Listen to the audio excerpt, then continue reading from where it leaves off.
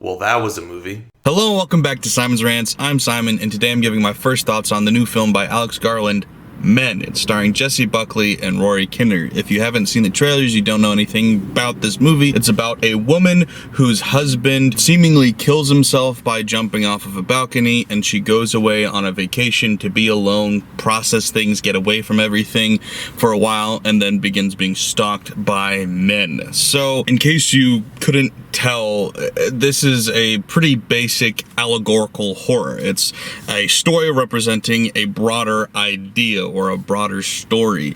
And so in this case, the fairly obvious idea it's trying to get across is all men are the same. Hence why you've got all of the men, aside from the husband, being played by Rory Kinnear. He's playing all of these characters. And I am a big fan of allegorical horror. It's one of my favorite genres in the world. I adore it. I've talked about, like the Babadook, like the Night House, movies like that. I love movies like that. Antlers was another one that just came out last year. I love movies like that because they're scary, they've got a good story, hopefully, interesting visuals, but it also represents something much deeper and much more interesting that you can think about on a philosophical level, or at least some sort of conversation starter. The problem with allegorical horror is sometimes, and I mentioned this during my Antlers review, I believe, the story that they're showing sacrifices a little bit to get across the allegory. The allegory is more important to them, so the story that's being told doesn't make sense unless you've got that allegory in mind. And I think that's an extremely important thing to keep in mind when making allegorical horror, is that the story has to make sense if you don't get the allegory, or at least in my opinion. That's debatable. I think you could say, well, artsy movies do that all the time, where it's just showing visuals that don't make sense unless you get the bigger idea. You could argue there's stuff like that in Kubrick films. For me, though, I think the beauty in an allegorical horror, or in a fairy tale, or in one of these, stories that is trying to show a bigger message, is you're doing both so well. Because if you've got a cool story and a cool philosophical reasoning or a cool message, that's what makes it good. But if you've just got the good message, but the movie itself doesn't work on its own, doesn't stand alone, then I think it defeats the whole purpose of the allegorical story. And so for me, Men was meh.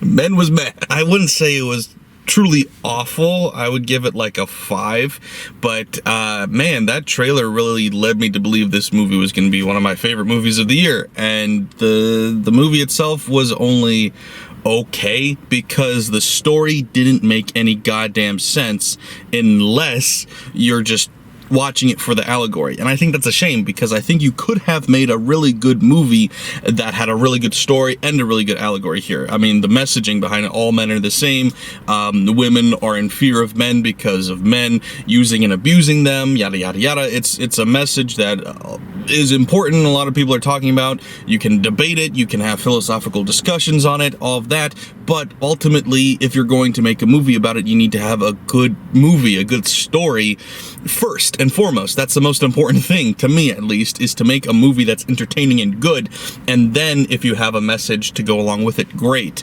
This failed at that to me. And I mean, Jessie Buckley is a fantastic actress. I'm a huge fan of her. I haven't seen her in a lot, but I mean, she grabbed my attention, and I'm thinking of ending things and hasn't let go of it since. I think she's amazing. Rory Kinnear, I thought he did a good job in this. I thought the cast as a whole did pretty well.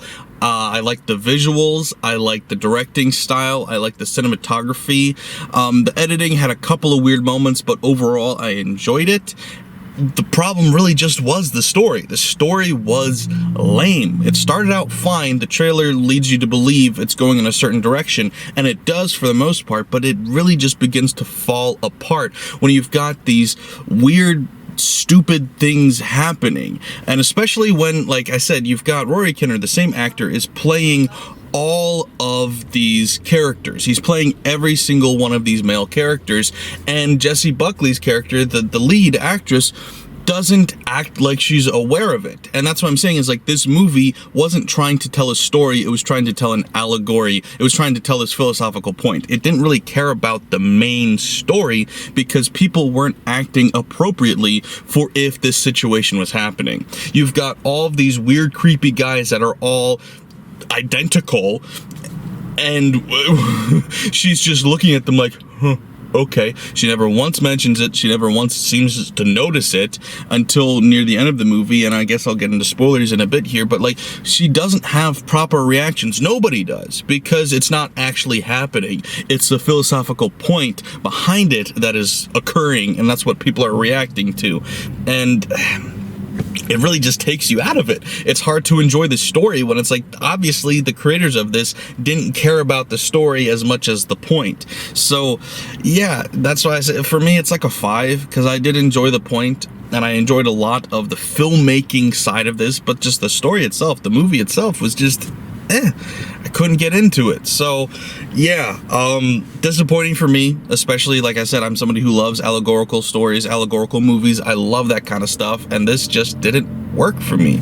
I think some people may like it more because some people may not be as annoyed by the lack of care that went into the actual story, but for me, I was constantly being pulled out of it. I want to be immersed in the story. I want to feel like I'm part of it. And yeah, the philosophical stuff is great, and I'll think about that during and after the movie, but while watching the movie, I want to be a part of the story, and I never felt like that because the story was lame.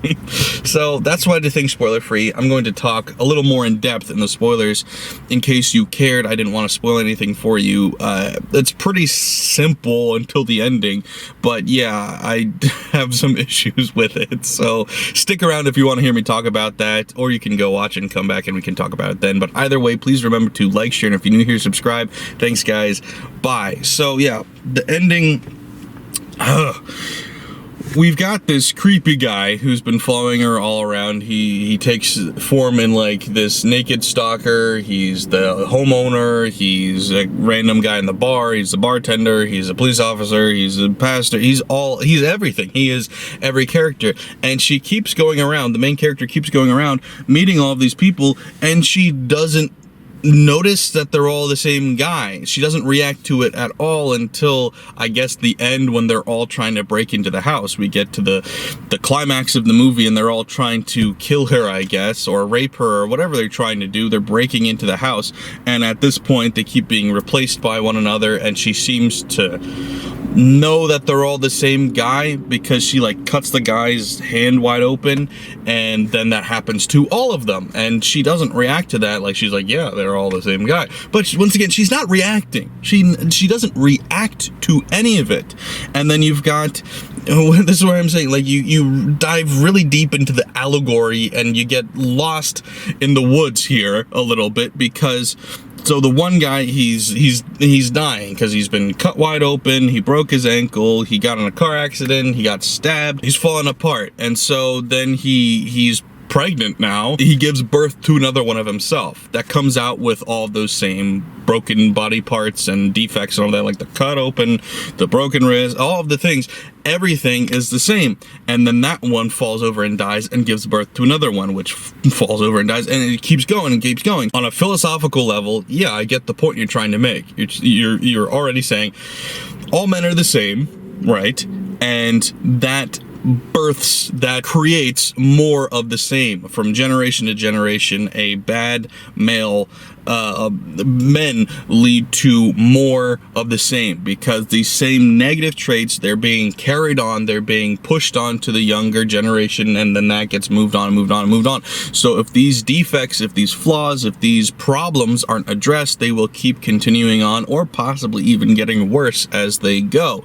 And that's what eventually will lead to the situation that we saw with the husband threatening her, hitting her, and possibly even killing himself and blaming her, and all of these things. It's because of the flaw in the toxic masculinity of it all. And it's like, that's an interesting point. I get that. You can agree with that because, like, the sins of the forefather are passed down. Yeah, it's all pretty basic. It's all pretty, like, sure, I agree for the most part. but I didn't want to see grown men giving birth to grown men repeatedly for about 15 minutes. One time out of his I think vagina or butthole, I wasn't sure which. Another time out of his belly button, another time out of his back, and another time out of his mouth. And it was just, if it wasn't awful CGI, the CGI really took me out of a lot of this too. If it was like better CGI or practical effects, I don't know how they would have done that, but regardless, if they had made the effects better, it would have been traumatizing to see. But the CGI was so goofy, it wasn't really. Same thing with he got cut wide open. Like he was reaching through like the mail slot in the door. She stabs him through the arm and he pulls his hand out, so it cuts all the way through and out there, and that would have been really like, ugh, if they used practical effects, but they use this crappy CGI, and you're just like, okay, all right, that's kind of lame. It's like Pennywise type stuff. I wasn't really skeeved out at all, which I was like, normally stuff like that, it could skeeve me out if it looked good, but it just looked like computer generated shit.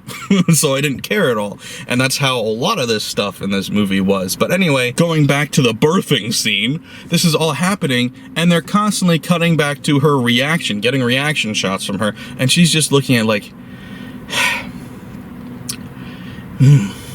like she's thinking of the philosophical point, which is like, well, of course men would do this. Well, of course this is what happens. It's like, she should be screaming. She should be freaking out. She never freaks out, really. She doesn't react to the horror she's seeing. She's going like, well, sounds about right. Like, no, a man just birthed another man out of his asshole, and then he birthed another man. No, that's not just a reaction. And I know Jessie Buckley's a good actress. She's great. You don't react like that.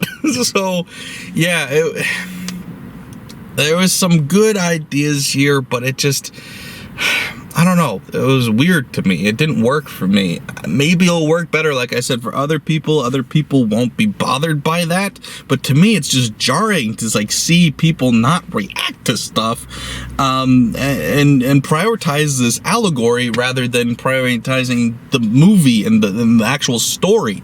Like, yeah, the philosophical point is important, but like, prioritize the story. Make the story important. Make the movie good. And then if you can get that message in there, which you will be able to, if you make a good movie, you can put whatever message you want in there. So just make the movie good and then worry about the message. Worry about the point. So it didn't really feel like it made even that good of a point to earn making such a bizarre movie, because like I said, the point is all men are the same. That's a pretty basic thing. You can pick that up from the trailer when all men are being played by the same guy. The mistakes of people, if they go unaddressed, will live down from generation to generation, all the way from Adam, the plant guy, the naked guy, really clever here, will live down to every generation, all the way to the modern generation, which is represented because the last birth was her husband, who is the one guy, like I said, is played by a different actor. And so it's like, it will go all the way from Adam all the way down to modern times, because these problems are never addressed. We just blame the women for our problems, and we never address the problems in ourselves, and so it keeps going, and things never get any better. Okay, that's not that profound. Like, it's true, but it's not profound. This has been said before. This isn't a crazy new concept or idea, so make a good movie if you're going to come up with that point. You're not freaking, I don't know, I was going to say Stanley Kubrick, but he never really wrote any of his philosophical points anyway. He stole them from other people. So, but like, you're not coming up with anything crazy that nobody said before. So just make a good movie and then say your point. And it's frustrating to me because it's had a lot of potential and it was just meh. All right, it's hot. I'm sweating. I gotta go, but thanks for watching, guys. I hope you enjoyed. I can't recommend this movie. I can't. It's definitely got some interesting parts, so if you want to go see it, sure, go see it, but I'm not going to tell you to go see it. But anyway, thanks for liking, watching, subscribing, sharing, commenting, everything. Bye.